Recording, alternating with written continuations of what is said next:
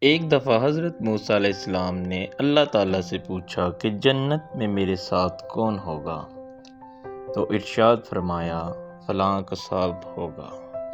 حضرت موسیٰ علیہ السلام نے اللہ کا یہ پیغام سنا تو آپ حیران ہوئے اور اس قصاب کی تلاش میں چل پڑے۔ حضرت موسیٰ علیہ السلام جب بازار میں پہنچے تو وہاں انہوں نے ایک قصاب کی دکان دیکھی جو گوشت بیچنے میں مصروف تھا۔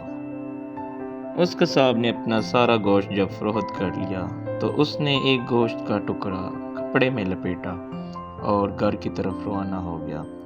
حضرت موسیٰ علیہ السلام نے اس قصائی کے گھر کے بارے میں مزید کچھ جاننے کے لیے بطور مہمان گھر چلنے کی اس سے اجازت مانگی۔ گھر پہنچ کر قصائی نے گوشت کو پکایا، پھر روٹی پکا کر اس کے ٹکڑے شوربے میں نرم کیے اور دوسرے کمرے میں چلا گیا جہاں ایک نہایت کمزور بڑھیا پلنگ پر لیٹی ہوئی تھی۔ قصاب نے بمشکل اسے سہارا دے کر اٹھایا اور ایک ایک لقمہ اس کے منہ میں دیتا رہا۔ جب اس بڑھیا نے کھانا کھا لیا تو اس نے اس کا منہ صاف کیا۔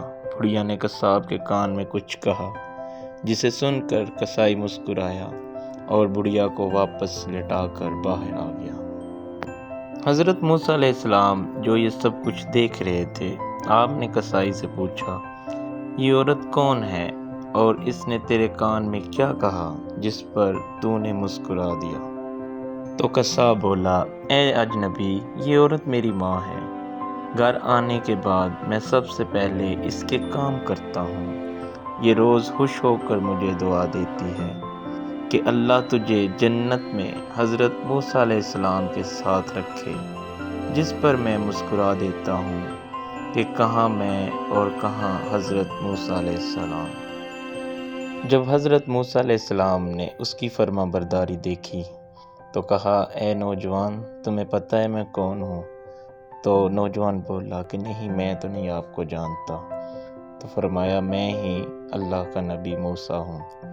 تو وہ نوجوان آپ کے قدموں میں گرا اور کہا کہ یہ میری قسمت کیسے جاگ اٹھی؟ تو حضرت موسیٰ علیہ السلام نے کہا کہ یہ تیری ماں کی دعا ہے۔ تو دوستو، ہمیں بھی چاہیے کہ ہم اپنے والدین کی قدر کریں اور جس طرح اس نوجوان نے جنت حاصل کی، اللہ ہمیں بھی جنت عطا کرے۔ دوستو، مزید ایسی اچھی ویڈیوز کے لیے میرا چینل سبسکرائب کریں۔ ملتے ہیں انشاءاللہ اگلی ویڈیو میں۔ دعا میں یاد رکھیے گا۔ اللہ حافظ۔